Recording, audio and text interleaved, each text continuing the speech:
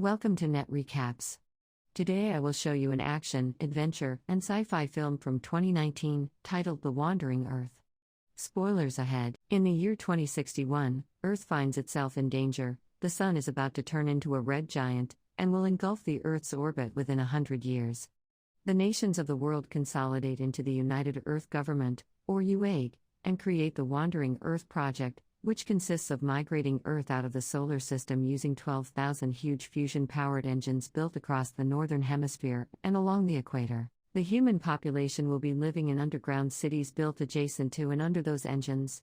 Chinese astronaut Liu Peiqiang will be going on a mission to the navigation platform International Space Station to help navigate the Earth along its journey, so he's spending his last night with his son Liu Qi and his father-in-law Han Xiang while overseeing the gravitational slingshot maneuver of Earth using the gravity of Jupiter on his computer. After teaching Liu Qi that Jupiter has a windstorm and is composed of 90% hydrogen, he tells him he'll be coming back when Liu Qi can see Jupiter without a telescope, and until then, he'll see his father as a star in the sky. Once the child has fallen asleep, he gives Han Xiang his astronaut tag so he and his son can obtain the right to underground city residency without drawing the lots. As he remembers his deceased wife, Liu Peiqiang apologizes to her father for everything. As the years pass, much of the human population dies of cataclysmic natural disasters like tsunamis, and most of the surface becomes frozen solid after Earth distances from the Sun. 17 years later, in 2078, the astronauts at the Space Station are set to return to Earth after the Chinese New Year, but Liu Qi, now a young adult, isn't excited about this news. He leaves a note for his grandfather saying he's leaving, then goes to his foster sister Han Duoduo's school, cuts power and gets her out while everyone else is distracted. He takes her with him to a bar to see Yi Ji, a criminal capable of getting them fake IDs and stolen thermal suits. The amount Liu Qi pays him is enough for him to keep the suits for only one day, so he lies and says he'll return them tomorrow. But when his sister says she thought they weren't coming back, Yi Ji gets angry and tries to stop them. In order to escape, Liu Qi throws a special sphere that grows in size in the middle of the room, pushing all the criminals against the walls as they run away. The siblings are chased throughout the city and reach the lines of workers that are about to be sent to the surface, which is an area the criminals can't enter. Thanks to the fake IDs, the suits and a clearance pass Liu Qi stole from his grandfather, he and Han Duoduo passed off as workers, and are allowed to go outside to the now frozen city of Beijing. Using their grandfather's pass, they steal a heavy transport vehicle, which Liu Qi is still learning to drive because he's just a trainee. Their takeoff is rather clumsy, and they hit other trucks on their way out, but eventually, Liu Qi manages to take the road without much trouble, at least, until they reach a vehicle checkpoint and get arrested. In jail, they're pranked by a young man on the next cell called Tim, who is half Chinese and half Australian. 5 hours later, Han Xiang comes over to bail them out, but he's arrested as well for trying to bribe the warden. Meanwhile, in the space station, Liu Peiqiang is keeping an eye on Jupiter to see how much time he has left before returning home. His fellow astronaut Maxim Makarov gives him a bottle of vodka as a goodbye gift, which he had to smuggle into the ship because alcohol isn't allowed on board.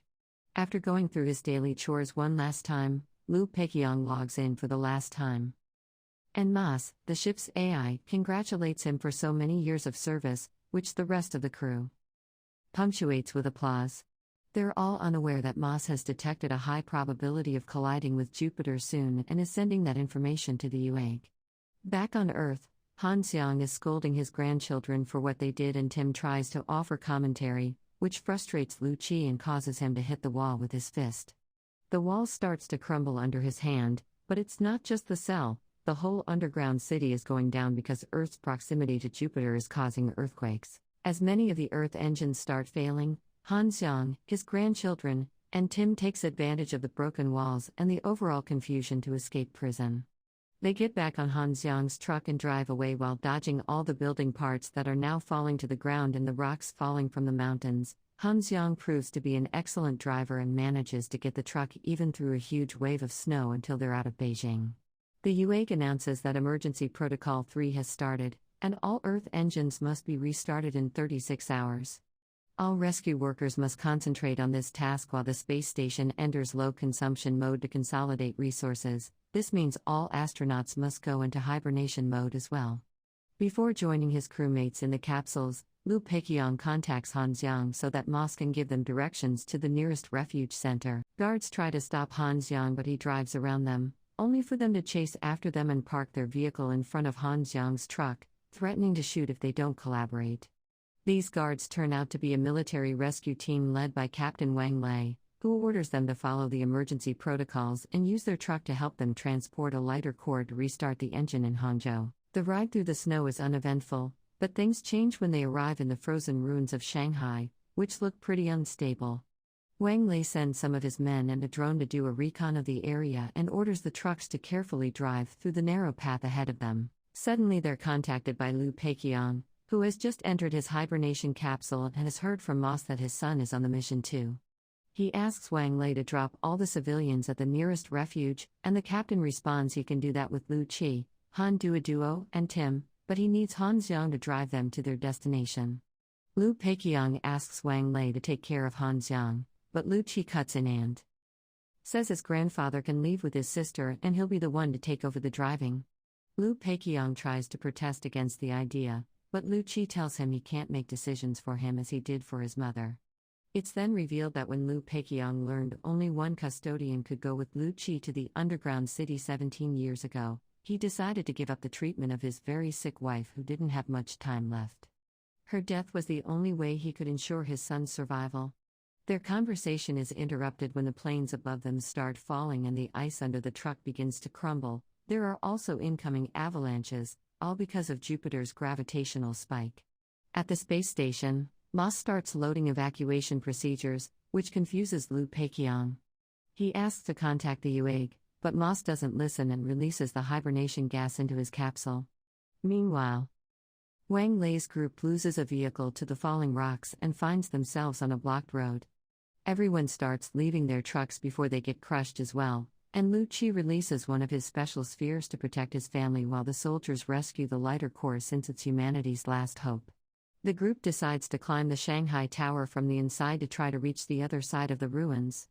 As the civilians climb up the elevator shaft with the lighter core behind them and the tower slowly starts to collapse, the soldiers try to find a way out and find themselves with no other choice but to shoot at a frozen window to create a path.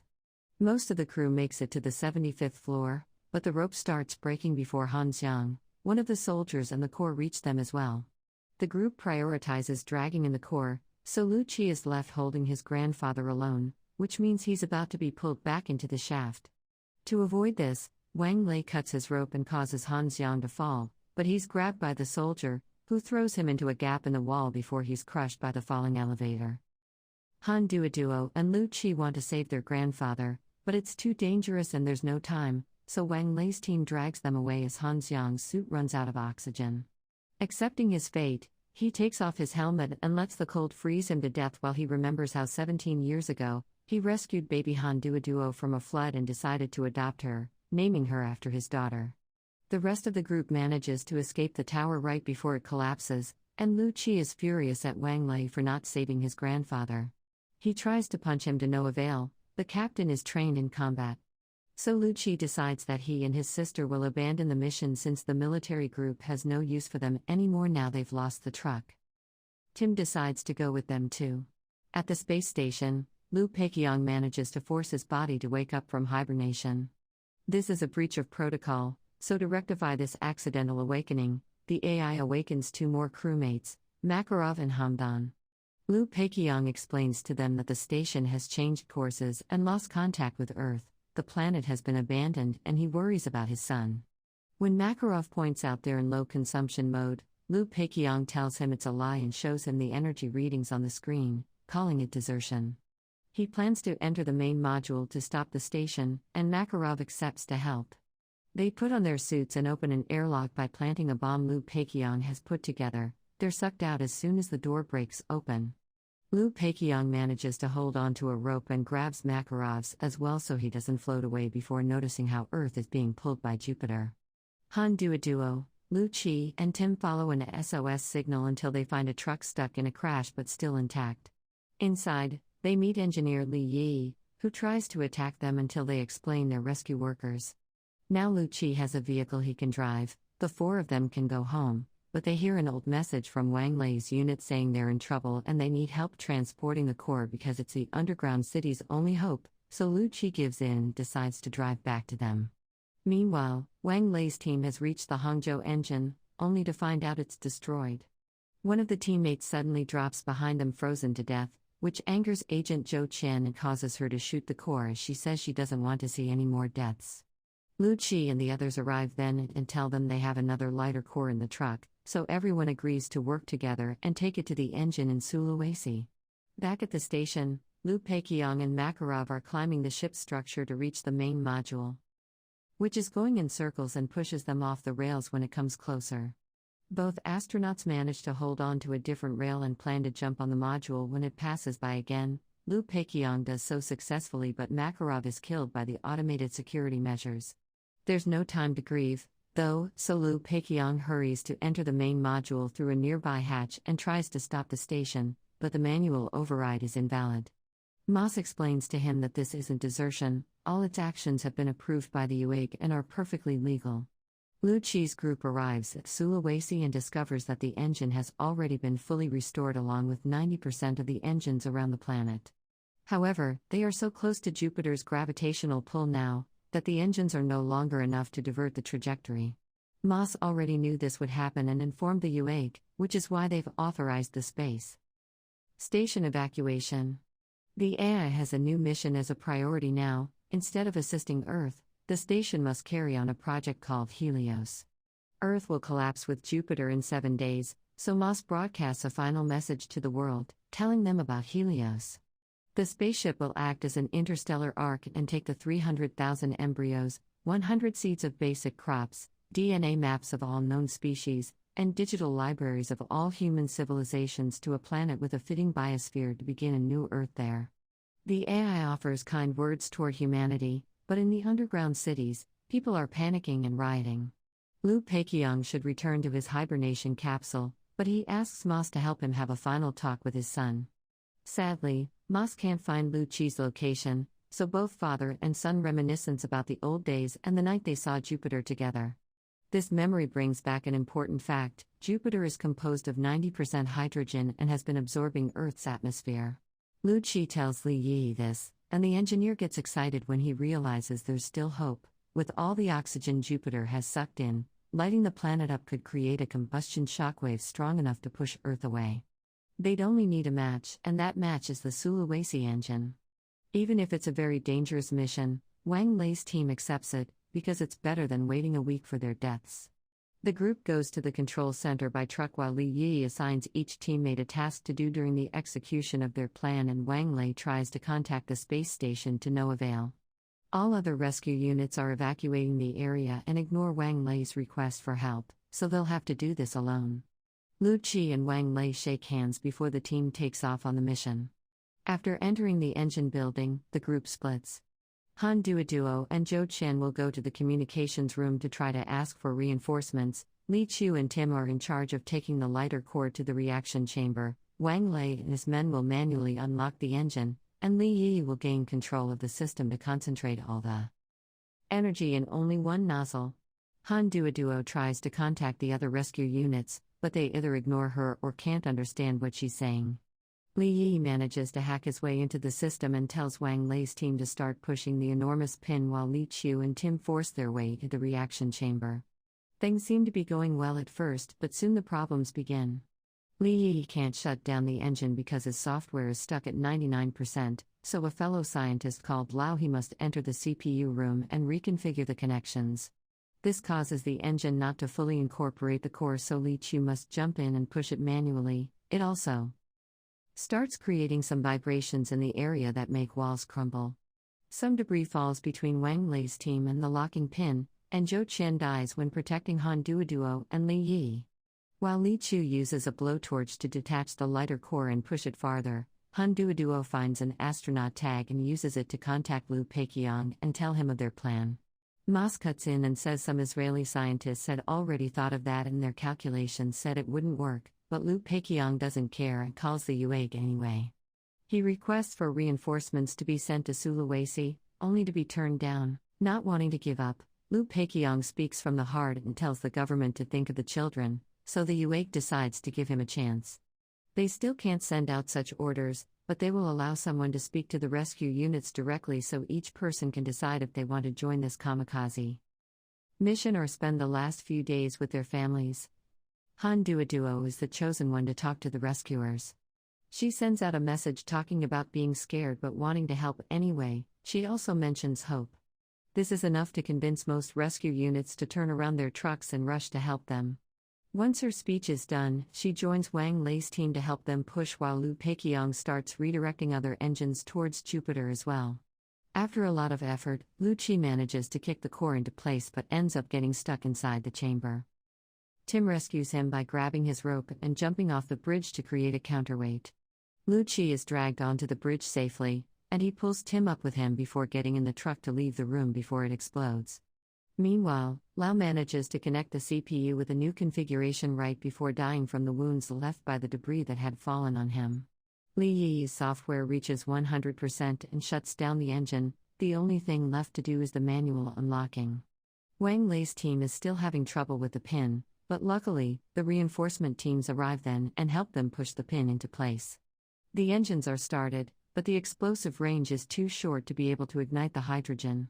Liu Peiqiang sees this on the station monitor and decides he wants to help using the 300,000 tons of fuel the spaceship is carrying. He asks the UAG for permission to plunge into the plasma beam, but he's denied since the point of the station is to ensure humanity's survival with Helios. The UAG hangs up on him and Moss tells him it will stop him from trying anything, so Liu Peiqiang takes an extreme measure. He grabs the bottle of vodka Makarov had gifted him and throws it at Moss, lighting it on fire and effectively disabling it. Liu Peiqiang finally regains manual control of the station and begins to steer it towards the plasma beam while listening to a message from the UAG saying they've decided to opt for hope and to respect his decision. During his last moments, Liu Peiqiang contacts Earth and tells the team not to turn off the engines, no matter how much Liu Qi protests against his plan. He apologizes to his son and, like that day 17 years ago, he tells him to look at the sky where he'll see his father as a star. The station collides with the plasma beam then, and this time, the resulting explosion is enough to blow up Jupiter and push Earth away. The team and the rescue units start running to hide in the underground city, but Liu Qi doesn't want to leave without Han Duo, who has fallen unconscious under some debris. Li Yi tells them to hide under the engine, which should counteract the force of the shockwave. Wang Lei dies when the whole building collapses, and the siblings fall into an abyss, surviving only thanks to one of Liu Qi's special spheres. But when a piece of machinery hits the sphere, the siblings are expulsed out of it and Liu Qi's helmet gets cracked. Han Duo cries to Tim for help as Earth's engines start working again and finally allow the planet to leave Jupiter's atmosphere. 3 years later, humanity has started a new project to take Earth out of the solar system before the expanding sun consumes it all. Liu Qi, Han Duo, and Li Yi work as transport vehicle drivers while the wandering Earth makes its way towards the Alpha Centauri star system. Don't forget to subscribe to this channel Net Recap, and hit the notification bell to get updated for our new movie recap.